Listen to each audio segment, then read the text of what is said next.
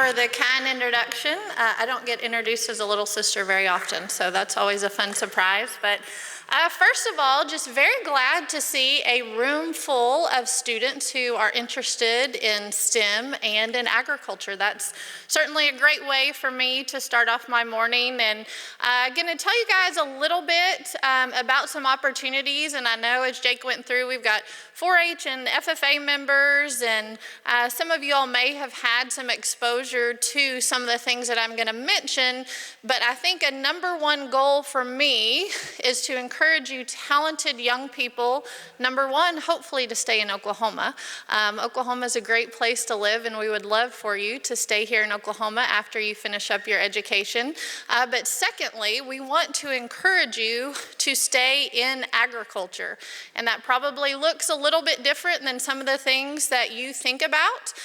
So I'm going to walk through and talk about some things that hopefully will spark some interest for you guys about something, a job that you might know or a career that you might not be aware of. And then as you're looking to head towards college or towards technical school, whatever that path may be for you, that my hope is that some of you walk away this afternoon saying, hey, I never thought about that, but that's what I want to do. Or you're asking your 4-H educator or your ag teacher or your high school counselor, hey, how do I get more information on this? So first, let's just talk a little bit about what ag looks like here in Oklahoma. We've got a lot of farms. The majority of our farms are family-owned operations. Over 98% of them are spread all across the state of Oklahoma, and we have a significant financial impact here in Oklahoma. Ag production does. We always like to talk about being top 10 in things, and there's no question that when we talk about production ag, and you can see both on the crop and the livestock side of things that we are top 10 in what we produce in the state. A lot of times I like to mention that we've got almost 4 million people here in the state of Oklahoma, and we have more cows than we do people in Oklahoma. So we are number 2 in beef production here in the Oklahoma, and certainly very proud of that. So let's talk about, I've got ODAF on here, but that's the Oklahoma Department of Ag, Food and Forestry, where I get to work every single day with some fabulous folks. But even just at ODAF, we've got a whole variety of jobs from our agritourism and our farm to school program. You know, that's something that we're really working to get more of that local produce and local protein into your school lunchrooms every single day. We've also, our ag investigators are here with us. I think you all are going to have a chance to go back and visit with them about the work that they do. And you think, okay, Blayne, how does an ag investigator, how does that tie into STEM in any way? How can I, well, when they are trying to track someone down who has stolen cattle or has stolen some farm equipment, there's a lot of GPS can be a part of that discussion. There's a lot of math that can be a part of that discussion. So even in a position like that, these things that you're learning every day in school can be a very, very important part of what you do. We have a great team that works for Dr. Hall, who is our state veterinarian. So anybody in the room any of you guys kids show animals? Yes, we've got a few hands raised. Excellent. So you have probably been maybe to State Fair, Tulsa State Fair, Cattlemen's Congress, Oklahoma Youth Expo, and there's those folks out there that want to see your paperwork, right? You got to have your health paper and your CVIs. That's a team that works with Dr. Hall, and that mission is to protect animal health, herd health here in the state of Oklahoma. We also do some unique things. The picture down there in the corner is our weights and measures team. So every scale in the state of Oklahoma is checked by someone that works for us. So if anybody ever bought a 50-pound bag of feed? Yes, show kids have for sure. Or anybody ever weighed your vegetables or your fruit at the grocery store on that little scale, right? Have you ever thought, is anybody checking that scale? Well, we have folks that do that all across the state of Oklahoma. And then there in the bottom corner, we've got Smoky Bear with our Made in Oklahoma friends. And so all of our Made in Oklahoma products, food and beverage products, there's a lot of science and technology that goes into making sure that those products are out there in your grocery stores every single day. So what can ag jobs look like? One that I think surprises a lot of folks when we say ag, food, and forestry, we have a really large forestry division here in the state of Oklahoma, and their primary job is to protect people and property from wildland fire. So they work in conjunction with your rural fire departments, local fire departments to put out fires like you see here. There's a lot of science that comes into responding to and putting out wildfires. They've got lots of technology. They can map those. They aerial map those so that then they can coordinate with those forest rangers that are on the ground to most effectively respond to wildfires, and we have a lot of them here in the state of Oklahoma. On the other side, I know it's before lunchtime, but the reality of ag is we have to process animal protein for you guys to have bacon on your plate for breakfast or whatever you might have on the schedule for lunch today. But providing protein, animal protein, is a huge part of what we do here in Oklahoma on the pork processing side, poultry processing side, and then on the beef processing side. But again, pivoting back to you think, okay, what ag job has science technology involved in it? There's no question that the food science continues to be a priority, especially as we work to ensure that we have a safe food supply for people not just here in Oklahoma, but across the United States. Okay, so surely somebody knows what this is. What is this? Combine, yes, did I hear that? So what are we harvesting there? Wheat, okay, perfect. So we grow a lot of hard red winter wheat here in Oklahoma, right? And I'm a lot older than you guys, like several decades older, which makes me feel really, really old. But tractors right now, anybody who does this or their family does this, there's so much technology, GPS systems, they essentially kind of drive themselves, right? Well, that's wonderful for a farmer, but when that doesn't work, who do you think needs somebody to come fix that piece of equipment, right? Or needs to be designing the programming that allows us to better apply nitrogen, phosphorus, fertilizer? Are we gonna use this field the same way that we did last year? We've got to analyze that data, grab all of that information so that we can make better farming decisions. So even just what looks like a typical combine, every new iteration of farm equipment that we have has more technology that's a part of that. So we need really smart people like you guys to be developing that program and that technology. When I grew up, we didn't have cell phones. I know that's hard to imagine. I did not grow up in the 1920s, if that's what you think. I didn't even have a cell phone until I went to college, right? Well, your all's life, I don't know that you probably remember a time when there wasn't a cell phone. And for us, this is like this mini computer that we get to carry around, right? You all, I mentioned an encyclopedia earlier. You all probably didn't ever have to open a World Book encyclopedia to research anything. You just type it into the internet, right, to get your answers. So the point is, you all love technology. You're excellent at using technology, but we've got to have you funneling into those jobs. So from an ag perspective, we've got this next generation of your bright minds designing the equipment that we need. Okay, so on one side, we've got plasticulture. Here, I want to kind of present different things, and you think, okay, Blayne, why do I care about plasticulture there? Well, sometimes it rains in Oklahoma, sometimes it doesn't rain. So when we're doing some of this outdoor growing of our specialty crops, we have research that's happening, a lot of that at Oklahoma State University, some of that by private companies to help producers do a better job. They're gonna say, okay, we've got black plasticulture down on the ground. This helps retain moisture here in the ground, but you know what? Tomatoes don't like growing on that color. We need to grow tomatoes on white plasticulture. So there's always some new idea or thought or research that needs to happen to help us be better ag producers. And on your other side, you've got a calf there that's in a chute, and they've got that wand there. What is that wand doing? Reading the microchip, yes, I heard that here.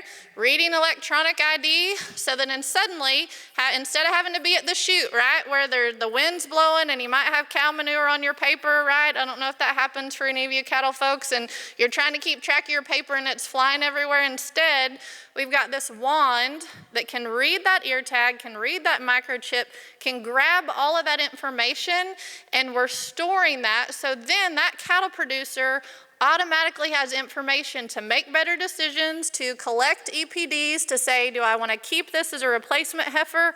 How can I better use this data and information in my operation? So anybody in here want to be a pilot? Okay, we've got one hand raised. I love that, yes. So I don't know if he really does or if he just raised his hand, but I hope you want to be a pilot. So we've got an aerial applicator here, right? Very, very important job for all of us that grow crops here. So definitely need pilots, but we need more and more now of people who can operate drones because we're pivoting from fixed-wing aircraft to drones. And you guys love to play, I don't know what the cool video games are now. What's a cool video game where somebody tell me? Minecraft, is that the thing? Okay, yeah, Minecraft. We don't play that at my house, so I don't know, but you all love to do that. Well, flying a drone over a field is not a whole lot different in some ways. So you can take all of that expertise that you've been developing, hopefully after you got your homework done and after you got chores done at your house, hopefully, when you're playing Minecraft, and pivot that very potentially into a job. Then lots and lots of laboratory work. For some of you guys, getting to take a challenge that exists and take that into bench work in a laboratory. Just with my team that I work with at the Department of Ag, we have a food and dairy lab, we have an inorganic lab, we have a chemistry lab, we do seed germination. So if you have any interest at all in spending time in a laboratory and learning how to run those pieces of equipment and provide solutions for be it government or for the general public, there's absolutely a space for you in the ag sector. So now here on one side is our Food and Ag Products Center at Oklahoma State University. And this is, anybody have a favorite salsa, like a family salsa recipe?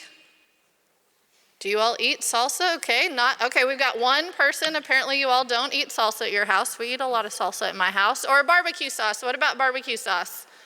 Yes? Okay. So if you have a family recipe and you think, we love this and we want to turn this into something that we can sell at the grocery store, you go to the Food and Ag Products Center and they're going to say, okay, here's all the ingredients that you've been using, but now when we want to make this super huge batch of barbecue sauce, suddenly it doesn't taste the same, right? So how do we figure that out? How do we take the science and the math to figure out, when I make this on a bigger scale, why is this not working? Why is it not tasting the same? So the Food and Ag Products Center does that every single day for new food and business entrepreneurs, but also for a lot of our big companies here in the state of Oklahoma that need help on how to adjust recipes, how to use equipment differently in producing the food that they work on every day. So now our other picture, which I think is fun, is a robotic milker for dairy cows. I'm guessing you all are way too young for this, so I would be surprised if anybody still gets up at 4 in the morning and milk. Anybody from a dairy? Do we have any dairy kids? We do? You used to. Okay, perfect. So you understand this then, absolutely.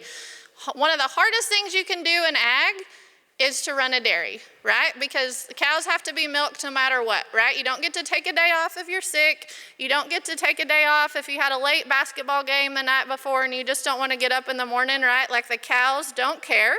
You got to milk cows. Well, now with this technology that we have, and Oklahoma State has a robotic milker, so I encourage 4-H educators, ag teachers, high school teachers that we have here. They give great tours there at our robotic milker there in Stillwater. Cows can come in, reads their ear tag, and says, you haven't been milked today, come on in, we'll give you some feed. The robot milks that cow, and then she gets kicked out. Now, if you have a cow that just likes to eat a lot, which we have some of those at our house, we have more beef cows than dairy cows, but if she tries to come in there again, that's going to read her ear tag and say, hey, Bessie, you have already been milked today. You don't get any more feed, and it's going to kick that gate. So just think about some super, super talented young person said, hey, we know it's hard to hand milk cows all day, every single day. Like, how do we solve this? This is where technology comes in and is so important to helping resolve some of the labor issues that we have in agriculture, and just using out-of-the-box thinking I can tell you probably 50 years ago, no one would have thought that we can milk cows with robots, but we do it a lot all across the United States and across the world. All right, veterinarians. Does anyone in here want to be a veterinarian? Yes, we've got lots of hands raised. That's very exciting. This, of course, is a picture that would be more on the small animal side, right? But we need large animal veterinarians, food animal veterinarians. There is such an important piece of veterinary medicine that I think we don't think about, and that's when we have veterinarians taking care of more of our large animals, so think about cattle, hogs, poultry. Those veterinarians are ensuring that those animals are safe to go into the food supply, that we're taking care of them appropriately, that we're identifying any health issues, zoonotic issues. Can anybody tell me what a zoonotic disease is? Any takers? Okay, there's a little bit of homework to work on, but a zoonotic disease can move from animals to humans and humans to animals, which are things that we get real spooked about in the ag world, because then they adjust a little bit when they jump back and forth, and that makes us really nervous. So veterinarians certainly are on the front line when we talk about One Health and those viruses of concern. And so we love our small animal veterinarians, but hopefully some of those hands that raised here in the room, I'm hopeful that you all want to be large animal veterinarians, and maybe want to go work in a rural part of the state, because we need you guys too. So I know OVMA is here and we'll talk to you a little bit about that, but I'm excited that we have several of you that are thinking that might be a career path.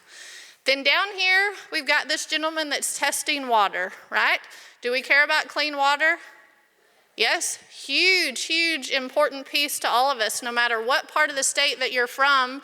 And so there's a whole variety of reasons that we need to be sampling water, looking at that. We have a lab that does a lot of that work there in Oklahoma City by our office. Water Resources Board is an important part of that discussion. I believe Conservation Commission is here, or the districts are here to talk about, a lot of the voluntary efforts that our ag producers are utilizing to ensure that we're improving the water quality of streams all across the state of Oklahoma, which is important, but we also need the scientists who are taking those samples, telling us how we can make better decisions, how we can be better ag producers and still produce a tremendous amount with the natural resources that we have available to us, but at the same time taking care of those natural resources for the next generation to come after us.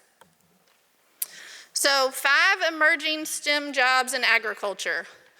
Biosecurity monitor. Does that sound exciting to anyone? You guys are like, no, Blayne, I really don't care about that.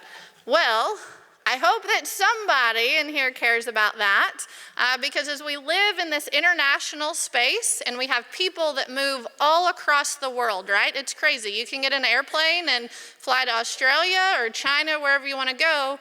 There are different plants, pesticides, things of concern that exist other places in the world that we do not want to bring into the United States. And so we need folks who want to focus on that.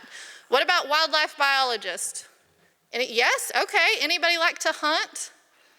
Yes? Okay. So you can mix your love for being outside, the things that you know about nature here in Oklahoma, and there are tremendous opportunities for you to take what you probably do every day and you don't think about it being science or being a job, and find a career.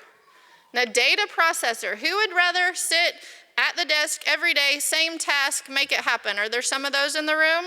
I work with some of those folks, finance people. Yes, not many takers here. I see some head shaking, but hopefully there's some folks.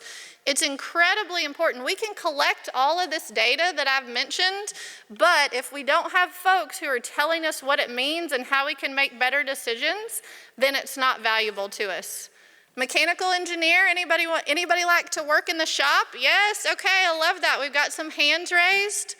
So important to everything that we do, from working on a boom on a tractor, to fixing the robot at the dairy, to designing a new greenhouse where we're gonna be growing aquaponics. Engineering is a huge, huge piece of that. Okay, geospatial analytics specialist. Was that on anyone's bingo card for today?